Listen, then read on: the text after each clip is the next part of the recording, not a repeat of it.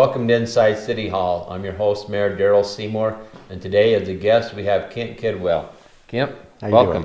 Thank you. Today we're on site of Kent's studio here where we're working, got an old guy from the past here, Mr. Cooley, and so we're going to talk a little bit about what's going on with the statue, that we're going to replace the statue that was destroyed by fire back in last November. So Kent, tell us a little bit about your experience with molding and casting and why this is such a unique feature for you today. Well, I love history, and this subject's been a lot of fun. I'm primarily a sculptor, mold maker, and I work with my partner, Howard Noble, we work together to create bronze statues, and this is an important one for us because it's here in our community.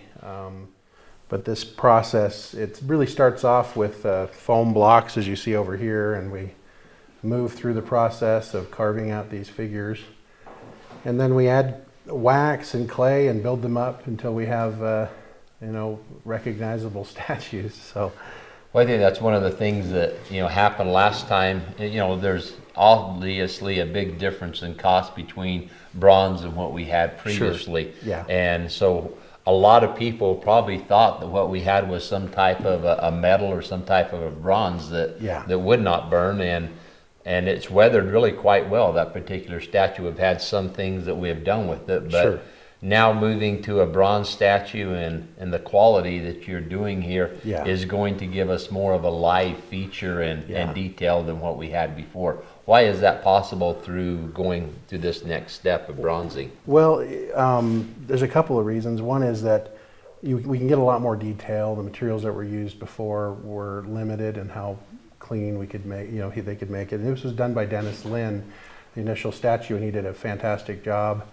It was very sad to see that go, but this one is a little bit different in that it's just different materials to create it, and because these segments have to be pulled off and molded, whereas that last piece was just really it was created as a one-shot deal, not so much molded. Mm-hmm. It was designed to be sculpted as it was and then create that kind of bronze finish, which he did.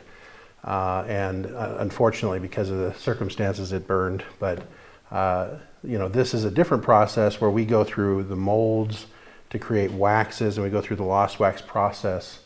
And Howard will talk a little bit about that, but really what it does is it creates a permanent thing. This will never go away. It's going to be, it can handle hundreds of years in bad weather and never damage it. It might tarnish it a little bit, turn it green, but it won't hurt it. As you've studied and tried to reflect what you want to do a little different with this, what are some of the things you're trying to bring out that will be a little different in this mold than the one that we previously had? Well, I think that we were trying to go for more, for character. We were trying to build really match the history as close as we can. We've been working with Claire, Claire Thomas, closely with her, and she's provided us with excellent images. And we just really want to make sure that it's as historically accurate as possible. And Dennis Lynn has really helped with that as well. Really as an art director to point us in how he feels it should be posed and stuff, and he did a great job. So it's been a group effort, but more than anything, our main result, we want it to be historically as close as we can make it to that great story, that everybody seems to love. It is one of the features of our community that wherever you go, you kind of tell this story. It's great. So it's going to be even more exciting to have these characters come to life a little bit more in the past. And it's really interesting, this hat here. It's probably not the same we had before, but I'm looking at the picture here earlier today, and it's amazing that this is actually pretty close to the hat that Cooley wore. And whether hopefully this was the hat he had on that night. Sure, we don't know, but we hope so. But if a cowboy had a hat or a Western back then, he didn't have a whole lot of them. He had his favorites, and so that's a pretty good chance that this is what as accurate as we can get there. Yeah, and we really tried to focus on the few seconds that this exchange would have happened. Although they played cards for several hours, we really wanted to capture the moment, that Clark lost. It's difficult for him probably to accept that loss, but so we wanted to capture it, and also his reaction to it and Clark's reaction at that one particular moment. So that was kind of our thinking as we started putting this whole thing together. You know, what a great way. Too bad we can't just draw cards and settle disputes nowadays. Yeah.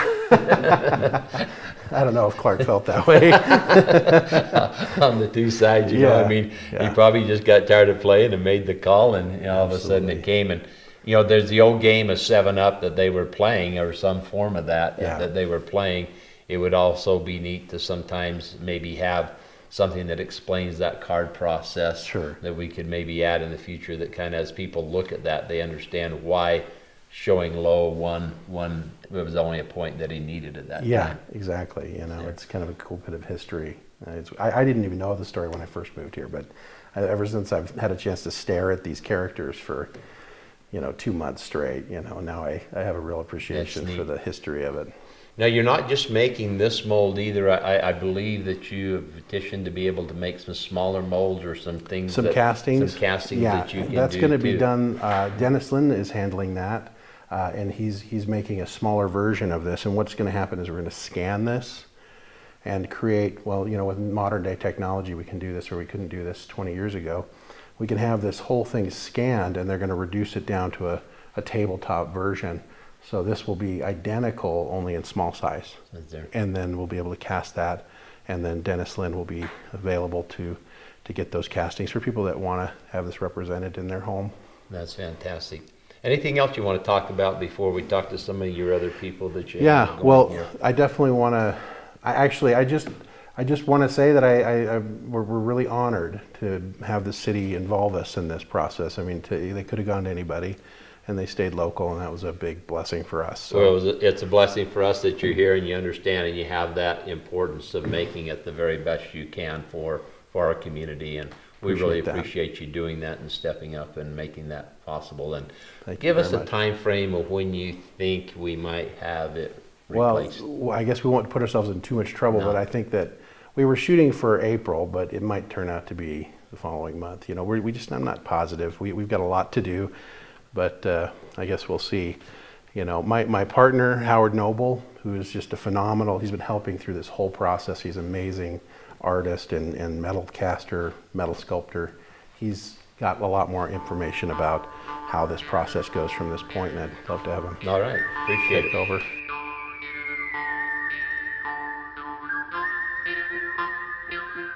Howard, welcome. Hi, welcome. Share with us a little bit about your involvement and the process that you're taking over now here. Kent kind of introduced you, but share a little bit about your background and what you're adding to the process here. Okay. Well, I have a real strong background in metalworking, metal sculpture, as well as metallurgy. I teach at the college. I teach the metal art program up there at NPC. And a lot of times we do three-dimensional forms from sheet or from blacksmithing techniques. In foundry work, it's a very unique situation because we can take a piece or a photograph and it can be sculpted out of the clay, and then all kinds of little details can be added to it. And what's nice about that is those details can then be carried over into bronze. Okay, resins and things like that are nice, you can get some details, but we can get even more because it's being poured, it's liquid metal. So any kind of a void or mark or anything can then be filled with that metal, and then once it's been taken out of the molds, it's been broken free, we can give it highlights, different color tones and shades and stuff to bring it to life, rather than just a fiberglass, statue sitting there. Now we have something that we can give expression to. So it's very important to have somebody like Kent, who's really good at sculpting, because we can see, as you see on their faces, the expressions and the hair, like in Clark's case here, we can bring out highlights and things like that you can't normally do with a resin.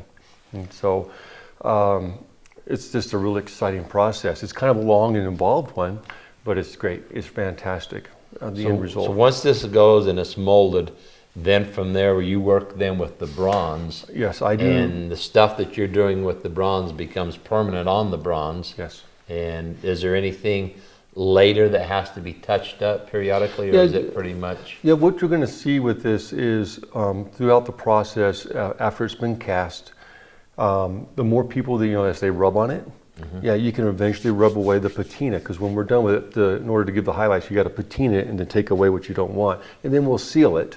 Okay, but even after years and years and years of people rubbing on it, you'll get a little shiny spot. Right. You know, it just happens. Bronze has been being used for 2,000 years. And the reason why is because it's incredibly durable against the elements and stuff. So there's going to be some upkeep, mostly because people are going to want to touch it and sit on it and hang on it and this and that, but it's not going to be nowhere near. You don't have to worry about being pieces broke off, or obviously it's going to be about 1,100 pounds here. Nobody's going to steal it. Okay, so it's going to be pretty minimal, the upkeep after it's been finished. I just got back from Europe, and some of those pieces there have been there for 1,000 years. Oh, that's you know, amazing. Yeah. So it's just fantastic, and we're excited about that. We have a story, a legend that's part of this town. Okay, that's been here for years and years. So I think it's great that we now have a monument to that story that captures that last 4 seconds, that split instant, okay, of what was happening, and that's going to last for another 1,000 years. So that story will live way on and on and on, you know, forever. And it's a great opportunity to do that. It's just perfect. Well, we appreciate what you've done and your effort. Now, you're making some smaller replicas of this. Yes. And then what else? Anything smaller than just the small replicas? Any pieces individually or anything like that? I'm not aware of anything smaller coming Okay. up right now. I'm willing to pour pretty much anything they want to have poured down the. Once we have this finished, like Kent was saying, it can be scanned, and we can do any size you want. Okay. You know, so once the initial work's done, which is the big part of it right here, we can then start downsizing it. You know, I'm sure we could do just an individual if you wanted just an individual. You know, with things like that. So it really opens up, due to modern technology. A lot of things can be opened up to it. Once that's done, then we just pull another mold, and then we go through the waxing process. Basically, once you get a mold, it's made out of silicone. We melt wax down, pour in there, move it around so it fills all the voids. We break that wax open. Then we take a silicone-based slurry mix, kind of a plaster silicone sand mix, and we encase it in that, and then I melt that wax. I burn all that wax out of it, and then I replace that wax with bronze. Okay, so it doesn't matter. Once they scanned it, once we got a mold made, we can pour whatever they want to have poured, and we can downsize or upsize. If you want these guys twice this big, we can do that too. Wow. It's just getting the initial part done is the hard part. Well, you guys have done a great job, you know, with what I can see, and I'm excited to see the finished product. And Yeah. Well, it's just the taken detail. a lot of efforts from people, from the historians locally, their input, which has been greatly appreciated. I'm a history major. I went to U of A for history, so I really enjoy history. The fact that it's kind of a privilege to be involved with Sholo's history to this extent. So yeah, it's been really good. The efforts of Dennis bringing us information, pictures, some of his input and concepts that we were able to adapt into this. So, and of course Kent's work's been obvious, you know, just amazing here. It's a group effort, and hopefully it's one of those things that'll be lasting here for forever and ever. It'll always be there. Oh, that's fantastic. Well, thank you so much. We appreciate it. Thank you. Next, we're going to talk a few minutes here with Claire Thomas, from a historian of our library.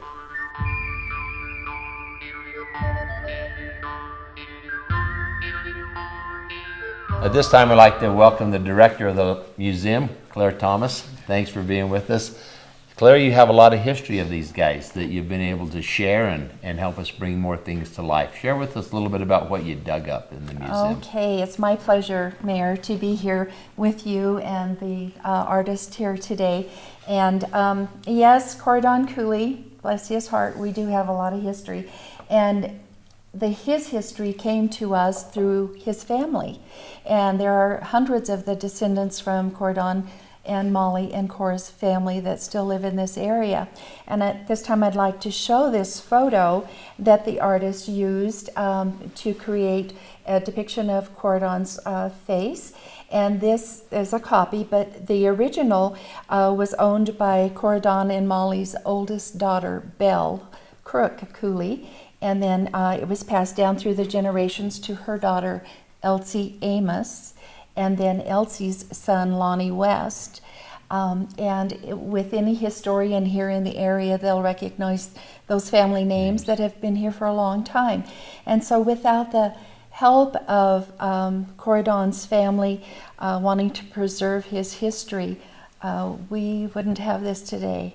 And I'm very pleased that we've all come together once again as a community and to be able to provide this history, and hopefully in the likeness of Mr. Cooley. And earlier we noted something about his hat, and I'd like to just talk a little bit about Corridon's life. He was born in Virginia, so he was a Southern gentleman, if you will, and he got a taste of our Western region when he was in the Civil War. And he served the latter years in the Civil War in New Mexico. And so following that taste of the Wild West and the open spaces versus being in the eastern states of Virginia, he ventured further west into Arizona and became a scout with the United States Army, served in White River as a scout, and consequently married into the White Mountain Apache families, and therefore, he stayed. He loved our area, and we're glad he did. But his hat and his clothing are more indicative of the Eastern attire than what we would have seen from, say, the hash knife cowboys from Texas and the West. So. And just imagine the letter he sent back to Virginia. Hey, I won a ranch by playing a deuce of clubs. Absolutely. And I just want to make a quick poignant point, and I love how dates and numbers always come together. Corridon Cooley was born in Loudoun County, Virginia in 1836, and he passed away at his home, which is just south of Honda Casino now. That he had a lovely home there with his wife and children, and he passed away there March 19th, 1917. So this is 100-year marking of his passing. So, the powers that be up there, Awesome. I think that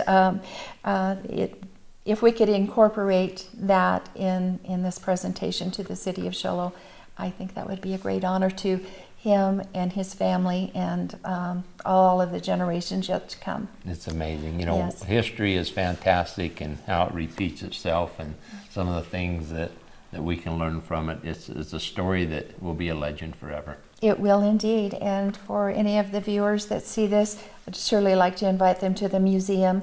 We're right there on the Deuce of Clubs, and you can come in and you can view personal items of the Cooley family.